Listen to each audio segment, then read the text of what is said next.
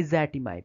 इज़ैटिमाइब is a cholesterol lowering drug. अब ये किस तरह कोलेस्ट्रॉल लोअर करता है कि जो इंटेस्टाइन होता है उसके ब्रश बॉर्डर्स के अंदर स्टीरोल कैरियर्स प्रोटीन होती हैं जो कि स्टीरोल्स यहाँ से एब्जॉर्ब करती हैं और बॉडी में डिलीवर करती हैं और डाइटरी कोलेस्ट्रॉल के पूल में ऐड अप करती हैं। तो जो इज़ैटिमाइब है वो इन ब्रश बॉर्डर पे लगे हुए स्टीरोल कैरियर प्रोटीन्स को ब्लॉक करेगा जिसकी वजह से प्लाज्मा के जो एलडीएल लेवल्स होंगे वो ड्रॉप कर जाएंगे। तो अगर कोलेस्ट्रॉल के मेटाबॉलिज्म की बात करें तो कोलेस्ट्रॉल जो होगा वो बॉडी में लाइपोप्रोटीन पार्टिकल्स की फॉर्म में ट्रांसपोर्ट होगा। अब ये जो लाइपोप्रोटीन है these are made up of lipids and proteins and they transport cholesterol. ये काइलोमाइक्रोन भी हो सकते हैं। ये जो लाइपोप्रोटीन है ये वीएलडीएल जिसे कहें वेरी लो डेंसिटी लाइपोप्रोटीन या फिर आईडीएल जिसे कहें इंटरमीडिएट डेंसिटी लाइपोप्रोटीन हो सकते हैं। यही लाइपोप्रोटीन एलडीएल हो सकते हैं जिसे कहें लो डेंसिटी लाइपोप्रोटीन या फिर यही lipoproteins HDL which are good cholesterol high density lipoprotein हो सकते हैं। अब ये जो काइलोमाइक्रोन है these are secreted by the liver, liver इन्हें बनाएगा and they transport tags from the intestine to the peripheral tissues. So ये इंटेस्टाइन से लेकर पेरिफेरल टिश्यूज में टैग्स को ट्रांसफर करेंगे। अब जब पेरिफेरल टिश्यूज में जाएंगे वहाँ पर एंजाइम होगा लाइपोप्रोटीन लाइपेज। वो क्या करेगा इसमें से टैग्स जो होंगे वो एक्सक्रीट कर लेगा, एक्सट्रैक्ट कर लेगा और पीछे जो रेमिनेंट बचेगा that is called chylomicron remnant and that has less number of tags या जिसे कहें triacylglycerols. Then we have VLDL and IDL जिसे कहें वेरी लो डेंसिटी lipoprotein या फिर intermediate density lipoproteins. These are also secreted by the liver and they deliver hepatic endogenous tags to the peripheral tissues. So they deliver tags from the liver to the peripheral tissues and these tags are endogenous. अब tags जो होंगे वो दो तरह के हो सकते हैं, एंडोजीनस भी और एक्सोजीनस भी। एंडोजीनस टैग्स वो होते हैं जो HMG को रिडक्टेज के थ्रू हमारी बॉडी खुद बनाती है और एक्सोजीनस वो होते हैं जो कि हम डाइट से लेते हैं। सो ये एंडोजीनस टैग्स को लिवर से पेरिफेरल टिश्यूज में लेके जाते हैं। These are VLDL and IDL। अब जब ये पेरिफेरल टिश्यूज में जाएंगे वहाँ पर इनका मेटाबॉलिज्म हो जाएगा और VLDL और IDL जो होंगे वो चेंज हो जाएंगे इन the form of LDL. So LDL are made as a result of metabolism of VLDL and IDL in the plasma. So their origin is from the plasma and they carry cholesterol from liver to the peripheral tissues. So liver to the peripheral tissues and they carry cholesterol. And then finally we have HDL. HDL को कहते हैं this is good cholesterol high density lipoprotein क्योंकि इसमें protein content जो होता है वो बहुत ज़्यादा होता है। It is also made by the liver. So liver makes HDL and some of the HDL is made by intestine. अब HDL क्या करता है? Transports cholesterol from peripheral tissues back to the liver. So ये उल्टा काम करेगा, ये peripheral tissue से लिवर की तरफ कोलेस्ट्रॉल जो है वो वापस लेकर आएगा, क्लियरिंग करेगा जिसे हम कहते हैं रिवर्स कोलेस्ट्रॉल ट्रांसपोर्ट। सो अगर लाइपोप्रोटीन के मेटाबॉलिज्म की बात करें तो जो लिवर होगा उसके अंदर एसिटाइल को एंजाइम होगा। ये एसिटाइल को जो होगा वो कोलेस्ट्रॉल के अंदर चेंज होगा with the help of enzyme which is called HMG को रिडक्टेज। अब क्योंकि ये बॉडी कोलेस्ट्रॉल खुद बना रही है that is called the endogenous cholesterol. इसके अलावा एक एक्सोजीनस कोलेस्ट्रॉल भी होता है जो कि हम डाइट से लेते हैं। तो अगर एक्सोजीनस की बात करें तो ये वाला कोलेस्ट्रॉल बाइल एसिड्स के साथ कंबाइन करेगा और कंबाइन करने के बाद बाइल डक्ट के थ्रू जो होगा इंटेस्टाइन के सेकंड पार्ट के अंदर रिलीज कर दिया जाएगा विच इज़ द डुओडेनम। वहाँ पर जाकर बाइल एसिड्स जो होंगे सेपरेट हो जाएंगे और कोलेस्ट्रॉल जो होगा वो सेपरेट हो जाएगा। ये बाइल एसिड्स जो होंगे वो वापस ज्वाइन करेंगे और इंटेरोहेपेटिक सर्कुलेशन को इस्टेब्लिश करेंगे। अब जो कोलेस्ट्रॉल है ये बाकी फैटी एसिड्स और ग्लिसरॉल्स के साथ कंबाइन करेगा। अब ये फैटी एसिड्स और ग्लिसरॉल्स कहाँ से आते हैं? ये डाइट के थ्रू आते हैं। जो हम खाते हैं वही इंटेस्टाइन के अंदर फैटी एसिड और ग्लिसरॉल्स होंगे।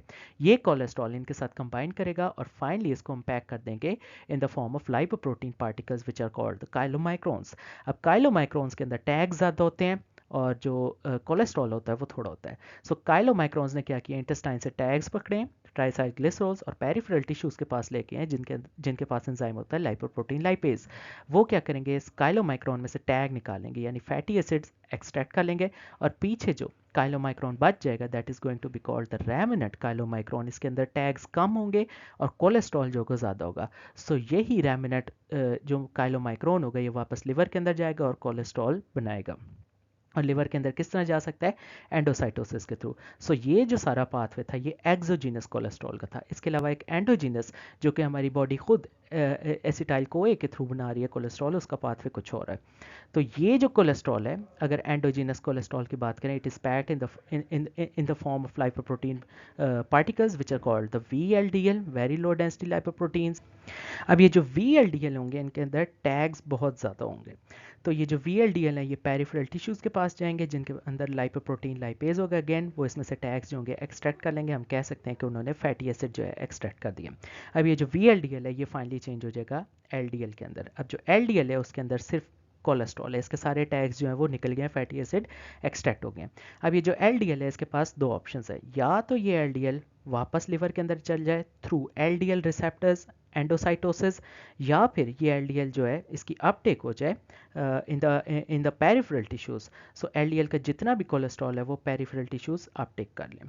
अब इसके अलावा जो बॉडी में जितने और पेरिफेरल टिश्यूज़ हैं वहाँ पर कंटिन्यूसली सेल का टर्नओवर हो रहा होता है जिसकी वजह से कोलेस्ट्रॉल प्रोड्यूस हो रहा होता है। अब ये जो कोलेस्ट्रॉल है ये HDL पार्टिकल्स के अंदर पैक होगा which are high density lipoproteins, और ये क्या कैरी कर रहे हैं, सिंपली कोलेस्ट्रॉल।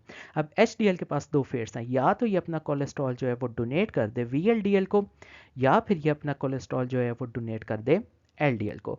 और अगर दोनों केसेस में ये अपना कोलेस्ट्रॉल जो है वो अगर डोनेट करता है तो फाइनली जो होगा ये वापस लिवर के अंदर कोलेस्ट्रॉल जो है वो बना रहा है। So this way HDL is taking cholesterol from the peripheral tissues back to the liver। तो ये तो था सारा मेटाबॉलिज्म। अब इसमें डिफरेंट स्टेप्स हैं, तो हम हर स्टेप्स पे डिफरेंट ड्रग्स देकर इसको कंट्रोल कर सकते हैं लिपिड प्रोफाइल को। फर्स्ट ऑफ ऑल जो HMG कोई रिडक्टेज है इसको जो चीज़ ब्लॉक करेगी these are going to be statins. उसके अलावा जो बाइल एसिड्स हैं और ये जो इंटेरोहेपेटिक सर्कुलेशन है इस चीज़ को जो चीज़ डिसरप्ट करेगी these are going to be cholestyramine या फिर बाइल एसिड बाइंडिंग एजेंट्स। उसके अलावा जो इंटेस्टाइन के अंदर जो चीज़ ब्लॉक करेगी, यानी इंटेस्टाइन के अंदर डिफरेंट स्टीरोल कैरियर प्रोटीन्स होती हैं उनको जो ब्लॉक करेगी और जो एब्जॉर्प्शन कोलेस्ट्रॉल की जो ब्लॉक करेगी that is going to be ezetimibe. उसके अलावा जो लाइपोप्रोटीन लाइपेज है पेरिफेरल टिश्यूज़ में इसको जो चीज़ इन्हांस करेगी that is going to be fibrates. तो फिब्रेट्स क्या करेंगे, इसकी ट्रांसक्रिप्शन इंक्रीज़ करेंगी, ज़्यादा मेटाबॉलिज्म होगा। उसके अलावा जो VLDL की सक्रीशन जो कि लिवर से हो रही है इस चीज़ को जो चीज़ ब्लॉक करेगी या डिक्रीज़ करेगी these are going to be fibrates या इसके साथ साथ निकोटिनिक एसिड। इसके अलावा हमने पढ़ा है कि LDL रिसेप्टर है जिसकी वजह से LDL एंडोसाइटोसिस होती है, तो इस चीज़ को जो चीज़ ब्लॉक करेगी these are going to be statins, again जो कि HMG कोई रिडक्टेज को भी ब्लॉक करेंगे और इसके साथ साथ फिब्रेट्स। ठीक है, ये इस रिसेप्टर को इंक्रीज़ करेंगे जिससे ज़्यादा से ज़्यादा जो होंगे वो पार्टिकल्स जो होंगे वो सर्कुलेट करेंगे और लिवर के अंदर आएंगे। इसके अलावा फाइनली जो चीज़ HDL की क्वांटिटी इंक्रीज़ कर रही है this is going to be nicotinic acid. अब एज़ैटिमाइब के अगर स्पेसिफिकली मैकेनिज्म ऑफ एक्शन की बात करें तो जो इंटेस्टाइन होती है उसके जो ब्रश बॉर्डर्स होते हैं उसके ऊपर क्या होता है, स्टीरोल कैरियर प्रोटीन्स होती हैं। ये प्रोटीन्स क्या करती हैं कि जो डाइट से कोलेस्ट्रॉल आ रहा होता है इसको कैरी करती हैं और काइलोमाइक्रोन के थ्रू लिवर में भेजती हैं। अब जो एज़ैटिमाइब है वो इन स्टीरोल कैरियर प्रोटीन्स को ब्लॉक कर देगा जिसकी वजह से जो डाइटरी कोलेस्ट्रॉल होगा वो एब्जॉर्ब नहीं हो सकेगा। इसकी वजह से कुछ इफेक्ट्स होंगे, वो देखते हैं। जो बिलरी कोलेस्ट्रॉल था जो कि लिवर को डिलीवर होना था थ्रू काइलोमाइक्रोन वो ड्रॉप कर जाएगा। इसके अलावा जो डाइटरी कोलेस्ट्रॉल का जो पूल था जो कि अगेन लिवर को डिलीवर होना था थ्रू काइलोमाइक्रोन वो भी ड्रॉप कर जाएगा। अब क्योंकि लिवर को कोलेस्ट्रॉल जो है वो डिलीवर नहीं हो रहा तो जो लिवर को कोलेस्ट्रॉल स्टोर्स हैं वो ड्रॉप कर जाएंगे, जिसके रिस्पॉन्स में लिवर क्या करेगा, LDL की ज़्यादा से ज़्यादा एब्जॉर्प्शन करेगा। LDL ज़्यादा से ज़्यादा एब्जॉर्ब होना स्टार्ट हो जाएंगे जिसका मतलब है कि जो प्लाज्मा में LDL है वो क्लियर होने लग गए हैं। सो इनकी क्लियरेंस जो है वो इंक्रीज़ हो जाएगी। जब LDL प्लाज्मा से गायब होने लग जाएंगे, क्लियर होने लग जाएंगे, तो जो LDL के लेवल्स है प्लाज्मा के अंदर वो फॉल कर जाएंगे। सो फाइनली एज़ैटिमाइब की वजह से LDL के जो लेवल्स है वो ड्रॉप करेंगे।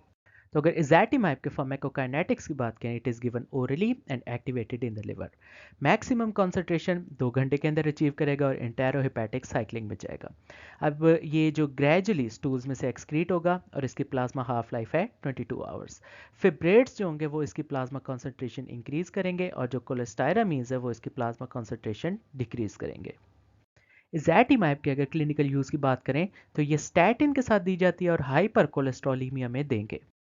एज़ैटिमाइब की टॉक्सिसिटी या साइड इफेक्ट्स बहुत थोड़े हैं, GI अपसेट्स, हेडेक, रैशेस, मायल्जिया, ये जनरल से हैं। तो अगर बाकी ड्रग्स की बात करें जो कि लिपिड प्रोफाइल मेटाबॉलिज्म के अंदर यूज़ हो सकती हैं तो फर्स्ट ग्रुप है उसमें आएंगे HMG कोए रिडक्टेज ब्लॉकर्स। ये वो ड्रग्स हैं जो कि HMG कोए एंजाइम को ब्लॉक करेंगे। इस एंजाइम ने एसिटाइल कोए को फाइनली चेंज करवाना था कोलेस्ट्रॉल के अंदर, तो अगर हम इसको ब्लॉक कर दें तो कोलेस्ट्रॉल की अमाउंट जो होगी वो डिक्रीज कर जाएगी। इसके एग्जाम्पल्स में आ सकता है एटोवास्टैटिन, रोवास्टैटिन, सिमवास्टैटिन, लोवास्टैटिन, प्राइवास्टैटिन, फ्लूवास्टैटिन और पिटाइवास्टैटिन। फिर उसके बाद कुछ और ड्रग्स हैं, इन ड्रग्स को हम कहते हैं दीज आर राइजेंस या फिर बाइल एसिड बाइंडिंग ड्रग्स। तो इसमें देखें तो कोलेस्टायरामीन, कोलेस्टिपोल और कोलिसेवलम आ सकती हैं। फिर उसके बाद इजैटिमाइब है। इजैटिमाइब क्या करती है, it blocks the absorption of sterols. अब जो इंटेस्टाइन है उसके जो ब्रश पाउडर्स या जो स्टीरोल कैरियर प्रोटीन्स है ये उनको ब्लॉक करती है और एब्जॉर्प्शन जो है स्टीरोल्स की उसको इनहिबिट करती है। फिर उसके अलावा हमारे पास आ सकते हैं कोमरेंस एंटागनिस्ट जिसमें वार्फरिन आ सकता है, निकोटिनिक एसिड्स जिसमें नाइसिन वगैरह आ सकते हैं, जेमफिब्रोजिल और फिनोफिब्रेट। अब ये क्या हैं, these are fibric acid derivatives. Then उसके बाद कुछ PCSK 9 इनहिबिटर्स आ सकते हैं जिसमें इवोलुक्यूमैब और एलिरोक्यूमाब आ सकते हैं।